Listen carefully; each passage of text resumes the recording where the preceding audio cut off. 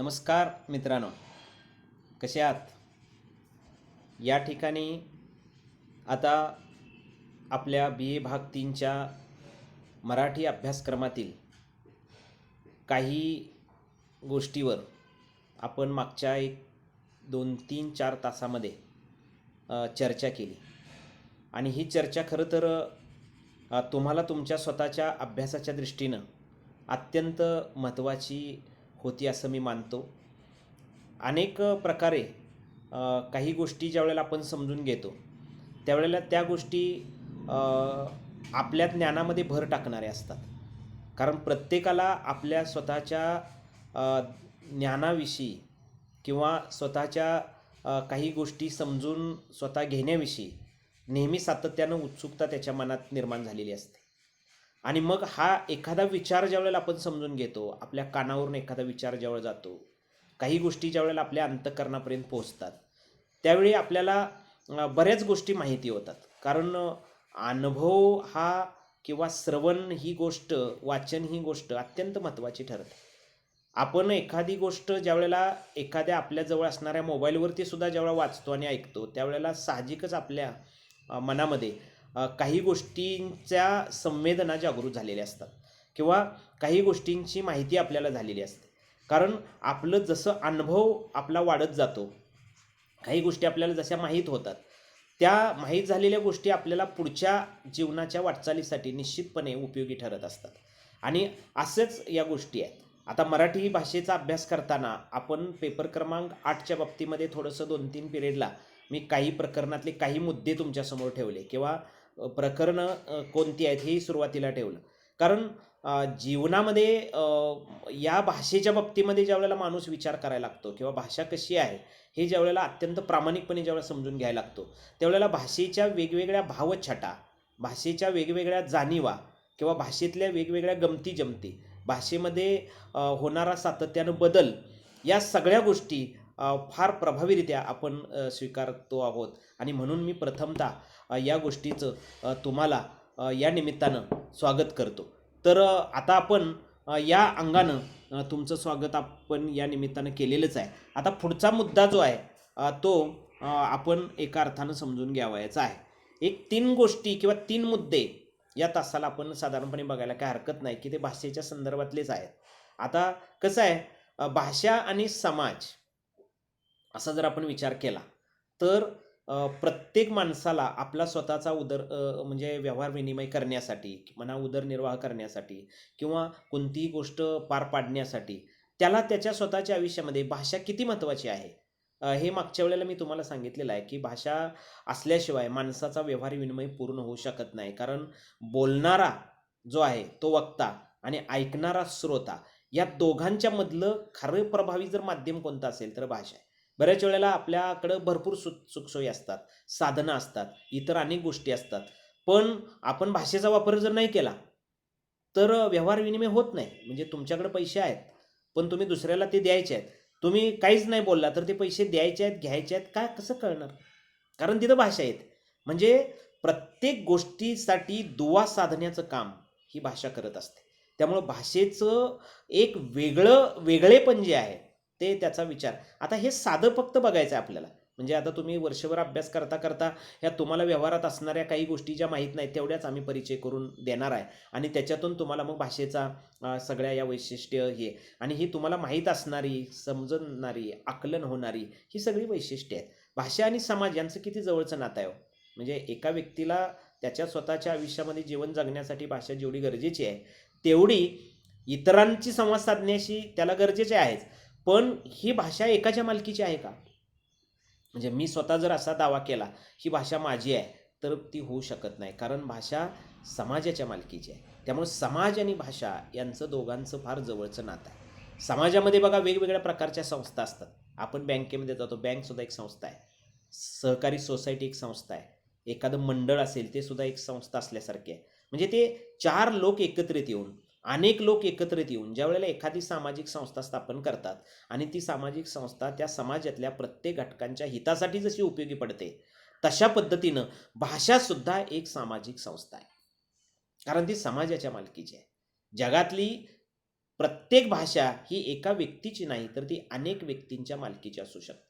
त्यामुळे भाषा आणि समाज यांचं दोघांचं फार जवळचं नातं आहे, असं मला वाटतं. कारण एक व्यक्ती जशी भाषा वापरते किंवा एका व्यक्तीला जशी भाषेची गरज आहे, तसे समाजातल्या प्रत्येक व्यक्तीला भाषेची गरज आहे. म्हणजे आपल्या कुटुंबातल्या आपण जेवढे सदस्य आहोत, त्या प्रत्येकाला भाषेचा वापर करावा लागतो. भाषेचा वापर असल्याशिवाय त्यांच्या घरातला, कुटुंबातला व्यवहारसुद्धा पुरा होत नाही. शाळेतला व्यवहार पूर्ण होत नाही. बँकेत गेल्यानंतरचा व्यवहार पुरा होत नाही. एसटीत बसल्यानंतर व्यवहार पुरा होत नाही. म्हणजे जिथं जाईल तिथं तुम्हाला तुमच्याबरोबर असते. ती संगतच करते. ती तुम्हाला घेऊन जावी लागत नाही. भाषा तुम्ही असं मी घरात विसरून आलो असं म्हणून चालत नाही. म्हणजे मी आता आलो आणि माझ्या अनेक गोष्टी विसरल्या, त्याच्यापैकी भाषा पण विसरलेली आहे, असं होत नाही. भाषा सातत्यानं तुमची सोबत करत असते. भाषा सातत्यानं तुमच्याबरोबर असते. भाषा सातत्यानं तुमच्या बरोबर असून ती तुम्हाला प्रत्येक क्षणाला उपयोगी पडते. म्हणजे घरात मी कुठं जाऊन येणार आहे सांगण्यासाठी भाषा असते. अंगणामध्ये गेल्यानंतर कोणी भेटल्यानंतर भाषा आहे. रस्त्यावरती गेल्यानंतर तिथं कोणी भेटलं तरी भाषाच आहे. म्हणजे सांगण्याचा उद्देश काय लक्षात आला, की भाषा ही समाजातल्या प्रत्येक घटकाशी सुसंगत. तुम्ही खरेदी करायला जरी एखादी गोष्ट गेला तरी सुद्धा तिथं भाषा तुम्हाला उपयोगी पडते किंवा भाषा तुम्हाला तिचा वापर करावाच लागतो. त्यामुळं भाषा आणि समाज यांचं फार जवळचं नातं आहे. फार चांगलं वैशिष्ट्य आहे. समाजाशी आणि भाषेची नाळ एवढी जोडली गेलेली आहे, की भाषा एका व्यक्तीच्या मालकीची नाही, तर ती समाजाच्या मालकीची आहे. म्हणून समाजातल्या जशा असंख्य संस्था असतात, तसं भाषासुद्धा एक सामाजिक संस्था मानायला काही हरकत नाही, असं भाषा अभ्यासकांनी म्हटलेलं आहे. भाषेच्या वरती अभ्यास केलेल्या संशोधकांनी असं म्हटलेलं आहे, की भाषा एक सामाजिक संस्था आहे. फक्त तुमच्यासाठी मी भाषा आणि समाज असा मुद्दा पुढे दिलेला आहे. सामाजिक संस्था नक्की आहे आणि भाषेचं ते खास वैशिष्ट्य आहे. भाषेची अनेक वैशिष्ट्ये आहेत. त्यापैकी काल परवा मी तुम्हाला जी सांगितली, तशीच भाषेची अनेक वैशिष्ट्ये. त्याच्यातलं सगळ्यात महत्त्वाचं वैशिष्ट्य भाषेचं कोणतं असेल, तर ते भाषा सामाजिक संस्था. सामाजिक संस्था समाजाच्या मालकीची भाषा आहे. जसं तुमच्या समाजाच्या मालकीचं एखादं मंडळ असतं किंवा अनेक गोष्टी एकत्रित, अनेक व्यक्ती एकत्रित येऊन जसे एखादी समाजाच्या हितासाठी स्थापन करतात एखादी संघटना, घटना, तसं समाजामध्येच भाषा सामाजिक संस्था म्हणून काम करत असते. फक्त ती समोर येत नाही. म्हणजे असं कोणी बोर्ड लावलेला बघितलाय का तुम्ही, भाषा सामाजिक संस्था आहे असं म्हटलंय का तुम्ही? नाही म्हटलं. कारण का? कारण ती अदृश्य स्वरूपात म्हणण्यापेक्षा जाणवणारी गोष्ट आहे. लहान मुलाच्या जन्माला आलेल्या मुलापासून ते वयस्क व्यक्तीला या जगाचा निरोप घेईपर्यंत प्रत्येक क्षणाला त्याला भाषा त्याची सोबत करते. प्रत्येक क्षणाला प्रत्येकाचं नातं भाषेशी जोडलं गेलेलं आहे आणि प्रत्येकाशी जोडलं गेलेलं असल्यामुळं ती भाषा साहजिकच समाजाच्या मालकीची होते, समाजाच्या मालकीची असते. आणि या टप्प्यावरती याचा विचार करून आपण देवाणघेवाण करत राहतो आणि म्हणून हा मुद्दा अत्यंत रास्त आणि योग्य असलेला आपल्याला पाहायला मिळतो. याच्यामध्ये अनेक उदाहरणं सांगता येतील तुम्हाला देता येतील. अनेक उदाहरण देता येतील. म्हणजे समजा तुम्ही शेतामध्ये गेलेला आहे आणि शेतामध्ये गेल्यानंतर तुम्ही काहीतरी शेतात तुमचं काम चालू आहे आणि तुम्ही आणि तुमचे बैल किंवा तुम्ही आणि तुमचे असणारे जे प्राणी आहेत त्यांच्याशी एकटेच तुम्ही आहात. पण ज्यावेळेला तिथं तुम्हाला बोलावंसं वाटतंय, तुम्हाला व्यक्त करावंसं वाटतंय, तर तुम्ही प्राण्यांची सुद्धा बोलायला लागतं. काही व्यक्तींनी प्राण्यांची नावं ठेवलेली आहेत आणि आपल्या म्हणजे एकटाच आऊत हाकायला लागलाय आणि त्या दोन्ही बैलांशी तो संवाद साधायला लागलाय आणि त्यावेळेला मान हलवून ती बैल सुद्धा त्याच्या शब्दाशी एकनिष्ठ, रोज तोच शब्द त्यांच्या कानावर जर पडायला लागला, म्हणजे एखाद्याला चाबूक मारताना एखाद्या बैलाला त्याचं नाव घेतलं तर तो म्हणतो हे माझं नाव आहे. म्हणतो म्हणण्यापेक्षा त्याला त्याची समज होते, हे माझं नाव आहे. चाबूक मारला आणि अरे हौशा असं त्याला जर म्हटलं तर पुन्हा हौशा नुसता त्याच्या कानावर सारखा हौशा शब्द आला तर तो म्हणतो हे माझ्यासाठी आहे, हे माझ्यासाठी आहे, तो म्हणतो. आणि मग हौशा म्हणून नुसतं हाक मारली तर त्याला जाणीव होते की ही आपल्यासाठी आलेली हाक आहे. पाखऱ्या ही आपल्यासाठी आलेली दुसरा बैल हाक आहे. काय गंमत आहे बघा. म्हणजे एखादा शेतकरी, बैलावरती प्रेम करणारा एखादा शेतकरी जो आहे, तो त्या बैलांशी सुद्धा संवाद साधायला लागतो, त्याच्याशी बोलायला लागतो, तो गाणं म्हणायला लागतो, शेतीचं भलरी गीत म्हणायला लागतो आणि भलरी गीत म्हणता म्हणता त्या गीताच्या नादामध्ये ते बैल आऊत ओढत असतात आणि त्यांना श्रमसुद्धा झालेले आहे त्याची जाणीवसुद्धा होत. किती सुंदर आहे, किती विचार हा सुंदर आहे, किती सुंदर उदाहरण आहे. लक्षात ठेवा. म्हणजे भाषा एकाच्या व्यक्तीची मालकीची नक्की नाही, ती माणसाची तर आहेच. माणसाची ध्वनिनिर्मिती केलेली, शब्द केले ती तर आहेच. पण प्राण्यांशी सुद्धा जेव्हा आपण संवाद साधायला लागतो, तेव्हा प्राणी सुद्धा किंवा एखादं जनावर सुद्धा तुमच्या भाषेला रिस्पॉन्स देतं, तुमच्या व्यक्तिमत्वाला किंवा तुमच्या बोलण्याला ते कुठंतरी सकारात्मक दृष्टिकोन ठेवून, डोळ्यासमोर ठेवून ते विचार करा. म्हणजे बैलावरती मी पाहिलेलं आहे, रागानं बोलायला लागलं ना तर त्याला जाणीव होते, तो लगेच स्पीड वाढवतो. अरे मालक रागावलेला आहे, रागावलेला आहे, तो बोलतोय आपल्यासाठी, आपण चुकलोय, लगेच त्यांचं स्पीड वाढतं. मोठा जरी आवाज चढवला तर किती भाषेमध्ये गंमत आहे बघा. भाषेमध्ये किती तीव्रता आहे, भाषेमध्ये किती जाणीवपूर्वकता आहे, भाषेमध्ये किती ताकद आहे. आणि म्हणून भाषा आणि समाज यांचं फार जवळचं नातं आहे. आणि हा मुद्दा रास्त असलेला आपल्याला दिसून येतो. पुढचा मुद्दा सगळ्यात महत्त्वाचा आहे आणि तो म्हणजे सांस्कृतिक देवाणघेवाण. माणूस हा सांस्कृतिक विचारावरती जगलेला आहे. रूढी, परंपरा, संकेत, समजुती, आपल्या सगळ्या परंपरेनं चालत आलेल्या सगळ्या लोककला, आपल्या परंपरेनं संस्कृत आलेल्या ह्या सगळ्या रूढी परंपरा, ह्या सगळ्या जर आपण विचारात घेतल्या तर ह्या सगळ्या गोष्टी टिकून ज्या राहिलेल्या आहेत त्या भाषेमुळे टिकून राहिलेल्या आहेत, ऐक नाही. सांस्कृतिक संक्रमण, देवाणघेवाण म्हणजे एखाद्या कलावंताला फार सुंदरपणे गाणं येतं आहे आणि मग तो आपल्या मुलाला ते गाणं शिकवतो. म्हणजे ते आपलं जे सांस्कृतिक संचित आहे किंवा सांस्कृतिक जे आपल्याकडं आहे, जी आपली कला आहे, तो त्या मुलाला तो देतो. आणि ते कशातून देतो? भाषेतनं देतो ना.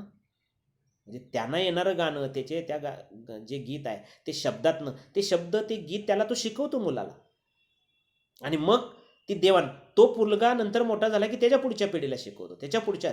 म्हणजे सातत्यानं भाषा ही सांस्कृतिक देवाणघेवाण करते. सांस्कृतिक देवाणघेवाण 10 वर्षापूर्वी, 100 वर्षापूर्वी सुद्धा एखाद्या लोककलेमध्ये काय होतं हे आज आपल्याला का कळतं? कारण ते एका पिढीनं दुसऱ्या पिढीपर्यंत गेलेलं आहे. तुमचे वडील किंवा तुमचे आजोबा, तुमच्या आजोबांनी ते सांस्कृतिक संचित तुमच्या वडिलांना दिलं आहे, पुढच्या पिढीला दिलेलं आहे आणि ती पिढी त्याच्या पुढच्या पिढीला देत जाते. देवाणघेवाण करण्यासाठी सांस्कृतिक संक्रमण त्याला म्हणतात. देवाणघेवाण, संक्रमण म्हणजे भाषा सांस्कृतिक संक्रमण करण्याचं काम करत असते आणि भाषेला या सगळ्या जाणीवा ज्या आहेत त्या पेलवत असतात आणि भाषा कधीही या ठिकाणी या सगळ्या गोष्टीचा कधी आळस करत नाही. इथे तुम्हाला एकदा भाषेची जाण आली, एकदा भाषा म्हणजे काय समजलं ना, एकदा भाषेविषयीची तंत्र किंवा तुम्हाला मूलध्वनी समजले, बाराखडी समजली, तुम्हाला ती वाक्य रचना सगळं तुम्ही शिकला, बोलायला, लिहायला सगळं शिकला, की तुम्ही काय करता, की आपल्या मागच्या पिढीचं जे ज्ञान आहे, मागच्या पिढीचं जे सांस्कृतिक आहे, मागच्या पिढीचं जे आहे ते पुढच्या पिढीला देण्याचं काम करतो आणि त्याच्यासाठी माध्यम भाषा वापरत असतो. किती सोपी उदाहरण त्याच्यामध्ये घेता येतील, भरपूर घेता येतील. बघा आपला इतिहास, शिवछत्रपतींचा इतिहास, शिवछत्रपतींच्या काळातलं त्यावेळचं जे काही घडलेला किंवा त्यावेळचं घडलेलं जाणीवा सगळ्या आहेत, त्या सगळ्या आज आपण पुस्तकातून दुसऱ्याला, पुस्तक लिहून दुसऱ्याला देतोच. मला माहिती नाही आहे तुम्ही संभाजी कादंबरी वाचली का नाही. आज जी संभाजी सिरियल तुम्ही पाहिली त्याच्यात ती कादंबरी ती सिरियल ज्या कादंबरीवर बेतलेली आणि त्या घटना प्रसंग आहे तसे आपल्याला दिसतात. त्या विश्वास पाटील यांची संभाजी 2006 साली आलेली कादंबरी आहे. शिवछत्रपतींच्या जीवनाचा आविष्कार आपल्याला माहितीच आहे. शिवछत्रपतींचा इतिहास तर आपण वाचतोच, पण त्यानंतर त्यांचे वारसदार संभाजींनी मांडलेली जी भूमिका आहे किंवा संभाजीचं जीवनचरित्र जे आहे ते ज्यावेळेला आपण संभाजी कादंबरीतून ऐकायला लागतो, वाचायला लागतो, त्यावेळेस संभाजी महाराजांचं मोठेपण आपल्याला कळायला लागतं. संभाजी महाराजांचं इतकं मोठेपण आपल्याला कळतं की खरोखर किती 9 वर्षामध्ये किती मोठं काम त्यांनी केलेलं आहे. एक सुद्धा लढाई न हरलेला हा आपला राजा किती सुंदरपणे त्याची कारकीर्द होती, लक्षात ठेवा. हे आपल्याला आज का कळायला लागलं? कारण आपण वाचतो आपण. संभाजी महाराजांच्या विषयीची प्रतिमा काय होती समाजात यापूर्वीच्या काळात, म्हणजे त्यांचा फारसा इतिहास समाजाला माहीतच नव्हता. पण त्यांच्याकडे बघण्याचा दृष्टिकोन काय होता लक्षात ठेवा, यापूर्वीच्या काही लिहिलेल्या याच्यातून वाचल्यानंतर. पण प्रत्यक्ष त्यांच्या जीवनाचा सगळा विचार किंवा त्यांच्या जीवनातल्या घटना आणि प्रसंग संभाजी महाराजांच्या ज्यावेळेला आपण वाचायला लागतो त्यावेळेला त्यांच्याविषयीची एक आपल्या मनातली अस्मिता किंवा त्यांच्याविषयी मनात आपल्या एक जाणीवपूर्वकता कशी तयार व्हायला लागते. आणि म्हणून हे फक्त उदाहरण म्हणून आपण घ्यायचं आहे. म्हणून तो शिवछत्रपतींच्या काळातल्या सगळ्या घटना, प्रसंग ज्यावेळेला आपण आज वाचायला लागतो, मग इतिहास जेव्हा आपण समजून घ्यायला लागतो, त्यावेळी ते सांस्कृतिक संक्रमण झालेलं आहे. देवाणघेवाण झालेली आहे. एका पिढीकडून दुसऱ्या पिढीकडे ते गेलेलं आहे.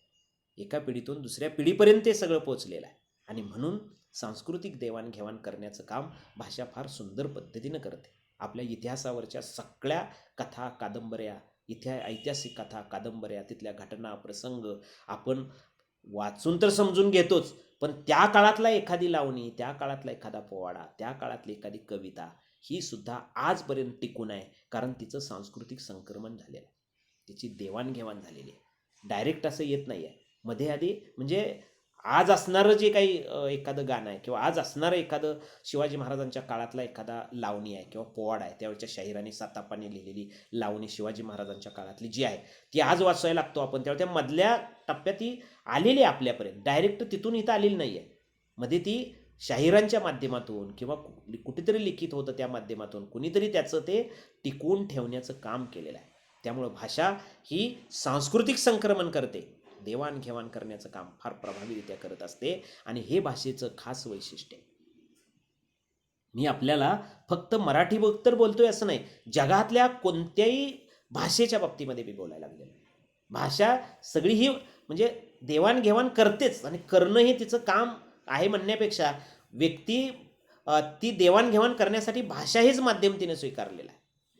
आणि म्हणून फार सुंदर पद्धतीनं भाषेची स्वरूप पाहताना, भाषेची वैशिष्ट्ये पाहताना, भाषेची वैशिष्ट्ये 7-8 वैशिष्ट्ये आहेत, त्याच्यापैकी या 2-3 वैशिष्ट्यांचा विचार करणं हे फार महत्त्वाचं माझ्या दृष्टीनं वाटतं, किंवा तुम्हाला ते सांगणं आणि तुम्ही ते छान पद्धतीनं समजून घेणं हे इतकंच गोष्ट एकंदरीत आहे. तर आता पुढचं एक वैशिष्ट्य भाषेचं फार महत्त्वाचं आहे आणि ते अत्यंत जाणीवपूर्वक विचारात घेण्यासारखं आहे. अत्यंत आपल्याला महत्त्वाचं वैशिष्ट्य आहे, ते विसरून चालत नाही भाषेचा विचार करताना. भाषेचं हे वैशिष्ट्य जर विसरलं तर मग म्हणजे फारसं काही होणार नाही. पण सगळ्यात महत्त्वाचं वैशिष्ट्य ते आहे भाषेला लागू पडणारं. कोणतं? तर परिवर्तनशीलता. परिवर्तन या शब्दाचा अर्थ काय हो? परिवर्तन, परिवर्तन नेहमी आपण शब्द ऐकतो. तर परिवर्तन म्हणजे बदल. बदल किंवा परिवर्तन ही सातत्यानं काळानुरूप चालणारी प्रक्रिया आहे. म्हणजे काल जसं आपण होतो, कालच्यापेक्षा आज काहीतरी बदल झाला. 8 दिवस झालं की तो जाणवतो. 1 महिन्यापूर्वीचा जर बदल जाणवतो, आणि त्याहीपेक्षा जर वर्ष झालं तर म्हणतो, अरे गेल्या वर्षी आपण असं होतो का? आपला स्वतःचा फोटो पाहिल्यानंतर सुद्धा वाटतं आपल्यात बदल झालाय. म्हणजे जसा चंद्र कलेकलेनं बदलत जातो, अमावस्या आणि पौर्णिमेचा वेध घेत, जसं अमावस्या संपल्यानंतर जसा कलेकलेनं तो वाढत जातो आणि पौर्णिमेनंतर तो कलेकलेनं जसा कमी होत जातो, तसं मानवी जीवनामध्ये सुद्धा प्रत्येक गोष्ट, प्रत्येक घटना म्हणण्यापेक्षा प्रत्येक गोष्ट ही बदलाची प्रक्रिया आहे किंवा बदल आहे, बदल होत जातो. मग भाषेमधला सुद्धा तसंच आहे. बघा, शिवछत्रपतींच्या काळातली भाषा कशी होती लिहायची, साहित्याची. त्याच्या अगोदर महानुभाव संप्रदायाची काळातली भाषा कशी होती.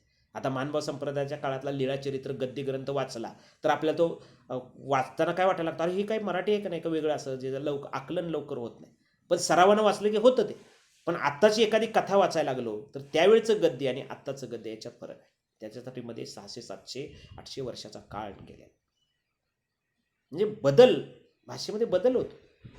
इंग्रज आल्यानंतर पुन्हा भाषेत कसा बदल झाला? म्हणजे आपल्या सुद्धा बोलण्यात भाषेत बदल होतो ना. लहानपणी आपण जसं बोलत होतो तसा बदलत नाही. म्हणजे आता आपण तसं बोलत नाही. आता आपल्यात बोलण्यात, आपल्या वागण्यात, बोलण्यात माणसं म्हणतात ह्याच्या वागण्यात, बोलण्यात बदल झाला आहे. याचा अर्थ याची भाषा बदललेली आहे. बदललेली आहे म्हणजे याच्यात परिवर्तन झालेलं आहे. आणि परिवर्तन होणं ही सातत्यानं काळानुरूप चालणारी प्रक्रिया आहे. आणि म्हणून या गोष्टीला अत्यंत महत्त्वाचं स्थान या ठिकाणी मी इथं मानतो. म्हणून परिवर्तनशीलता हे भाषेचं खास वैशिष्ट्य. त्याची उदाहरणं फार सुंदररित्या एकंदरीत सांगता येतील. म्हणजे मागच्या 10 वर्षापूर्वी किंवा मागच्या 100 वर्षापूर्वी जी साहित्याची भाषा होती त्याच्यात आता बदल होत झाला. काळानुरूप तो बदल झाला. स्थल कालानुरूप तो बदल झालेला आहे. भाषा 12 कोसावर बदलते असं म्हणतात. खरं आहे ते. बघा, तुम्ही विचार केला ना तर टीव्हीच्या सिरियल तुम्ही बघा, एक साधारणपणे म्हणजे रानाची सिरियल जर आपण बघायला लागलो तर ती कोल्हापुरी भाषा आपल्याला दिसते. आणि लागीरची भाषा जर आपण विचारात घेतली तर ती सातारी बोली आपल्याला दिसते. गाव गाता गझाली नावाच्या सिरियलची भाषा जर आपण तरी कोकणातली भाषा आपल्याला दिसायला. प्रत्येकाची भाषा मराठीच आहे, पण त्या भाषेमध्ये काय फरक आहे लक्षात येतो आपल्याला, कसं जाणवतो आपल्याला.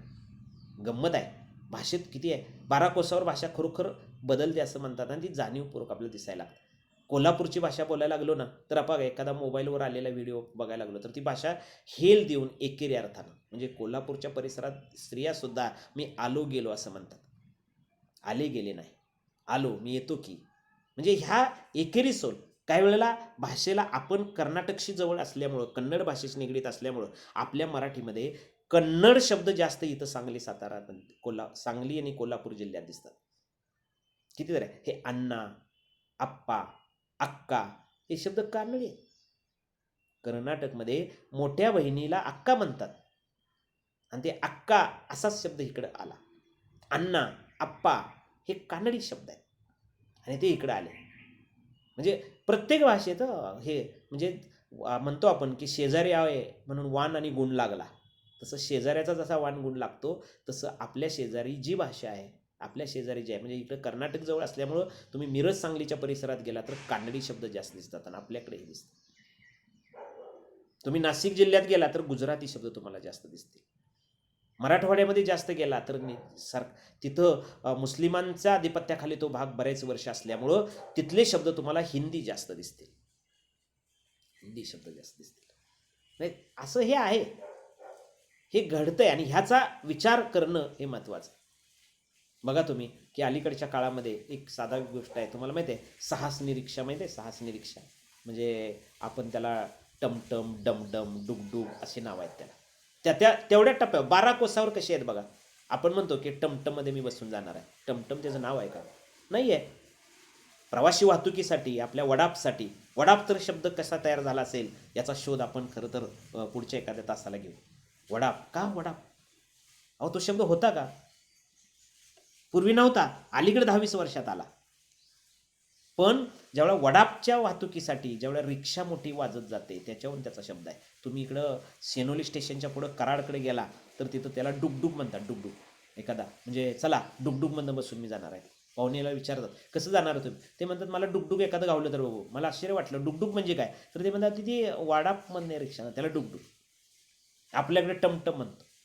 इकडं खाली तुम्ही जरा सांगली तिकडं पुढे गेला की डमडम म्हणतात, डमडम. आणि याच्यापैकी चिपळूण तिकडे गेला ना त्याला विक्रम असं नाव आहे. महाराष्ट्रामध्ये प्रत्येक 5-50 किलोमीटरवरती त्या रिक्षाला वेगवेगळ्या प्रकारची नावं आहेत. हा भाषेतला बदल आहे, बदल आहे. अर्थ तोच आहे पण त्याचा उच्चार वेगळा आहे. काही वेळेला उच्चार वेगळा, अर्थ वेगवेगळा असतो, उच्चार एकच असतो. नाही, उच्चार एकच असतो, अर्थ वेगवेगळा. मास्तर म्हणजे शिक्षक म्हणून आहे, मास्टर शब्दापासून बनलेला मास्तर शब्द, अपभ्रंश. पण मास्तर कुठला? शाळेत शिकवणारा पण मास्तर आहे आणि तालीम मास्तर म्हणजे नाटकाचा पण मास्तर आहे. लक्षात ठेवा. किती किती सुंदर शब्द आहे. काही काही माहिती नाही तुम्हाला, एसटीतल्या कंडक्टरला पण मास्तर म्हणायची पद्धत आहे. आणि ती महाराष्ट्रात सगळ्या एसटीत बसला मास्तर एवढी तिकीट द्या, म्हणजे ते काही शिक्षक आहेत का? तो कंडक्टर आहे. पण त्याला तसं त्याचं कंडक्टर हा इंग्रजी शब्द आहे पण तो रुळला आहे मराठीमध्ये. पण प्रत्यक्ष त्याचं नाव वाहक असं आहे, त्याला वाहक असं म्हणतात. वाहून नेणारा, तो आपल्याला वाहून नेतो. आणि पुढं चालवणारा जो ड्रायव्हर आहे त्याला चालक असं म्हणतात. बघा वाहक, चालक हे शब्द किती वापरले जातात? फार कमी वापरले मराठीतले शब्दच काही वापरात नाही आहेत. माहीत फक्त ते शोधावे लागतात. आणि म्हणून भाषेमध्ये सातत्यानं परिवर्तन होत जाणं हे सगळ्यात महत्त्वाची गोष्ट आहे. आणि आणि भाषा म्हणूनच टिकते. भाषा जिवंत का राहते? तिच्यात बदलाची प्रक्रिया आहे. आपल्यात बदल झाला तर आपण चांगलं व्यक्तिमत्व घडतं ना. आहे तसंच आपण राहिलो होतो, म्हणजे लहानपणी आपण वेंदळे होतो, लहानपणी आपण अशिक्षित आणि अडाणी असल्यासारखे वागत होतो, तसंच राहिलं तर काय म्हणतील? ह्याच्यात काहीच बदल नाही झाला. मग बदल होणं ही काळाची गरज आहे. आणि जर बदल झाला तरच तुम्ही चांगल्या पद्धतीनं इतरांच्या समोर टिकू शकता. तसं भाषासुद्धा बदलाची प्रक्रिया आहे. आणि म्हणून भाषा म्हणजे बदल ही भाषेची प्रक्रिया आहे. आणि त्याच्यातून त्याचा विचार करत आपण ज्या वेळेला पुढे जातो त्यावेळेला भाषेच्या बाबतीमधल्या ह्या सगळ्या जाणीवा आपण एकंदरीत समजून घेतोय. या तासाला तुम्हाला ही 3 वैशिष्ट्ये मी सांगितलेली आहेत आणि ती 3 वैशिष्ट्ये अत्यंत साधी आणि सोपी आहेत असं मला वाटतं. भाषेचं परिवर्तनशीलता, भाषेचं सांस्कृतिक देवाणघेवाणीचं रूप, भाषेचं आणि समाजाचं असणारं नातं, या सगळ्या गोष्टी परीक्षेत तुम्ही तुमच्या पद्धतीने एवढ्या सुंदर लिहिणार की तुम्हाला हे सांगितल्यानंतर आणखी तुम्हाला सुचू लागणार. तर या अंगानं या सर्व बाबींचा विचार करत आपण एकंदरीत पुढे जायचं आहे. जीवनातल्या प्रत्येक गोष्टीचा विचार मानवाच्या जीवनामध्ये माणूस ज्यावेळेला करायला लागतो त्यावेळेला त्याला त्याच्या स्वतःच्या आयुष्यामध्ये बऱ्याच गोष्टी शिकता येतात किंवा त्याला बऱ्याच गोष्टी समजून येतात, फक्त त्याला त्या माहीत नसतात. आणि म्हणून हा जो पेपर आहे मराठी भाषा आणि भाषा विज्ञान, मराठी भाषा कशी आहे याच्यावरही पुढे बघायचं आहे. पण आता अजून आपण भाषेचं विज्ञानच पाहायला लागलो. त्या विज्ञानातली ही 2 प्रकरणं म्हणजे भाषेचं सिद्धांत कुठले किंवा भाषा जन्माला कशी आली याच्या बाबतीत मागे सांगितलेला विचार आणि आता भाषेची वैशिष्ट्ये